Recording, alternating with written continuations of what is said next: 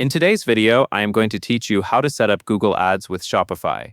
To begin, log into your Shopify admin. This is the main dashboard where you manage your store, products, and settings.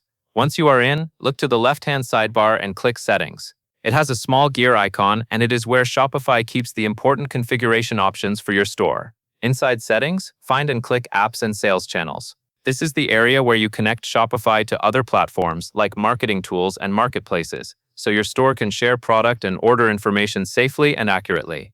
Next, go to the top right of the page and click the Shopify App Store button. This takes you to the official app marketplace, where you can add approved integrations directly into your Shopify account. In the search bar, type Google and YouTube. When you see the results, choose the app that is developed by Shopify. This is important because it is the official integration designed to work smoothly with your store. Click Install. After that, Shopify will take you to a confirmation screen. Click Install again to approve permissions. These permissions allow the app to access key store information, like your products and orders, so it can sync your catalog and track performance correctly. This is a normal part of connecting any sales or advertising channel. Once the app is installed, you will see Google and YouTube appear under the Sales Channels section in your Shopify sidebar. Click into it to open the channel.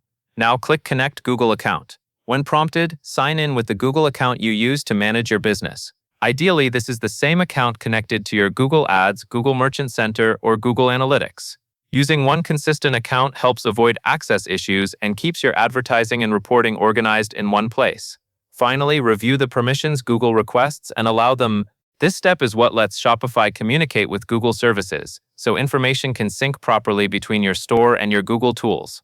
Once permissions are accepted, you have completed the connection process, and your Shopify store is set up to work with Google through the Google and YouTube app. That covers everything you need to know.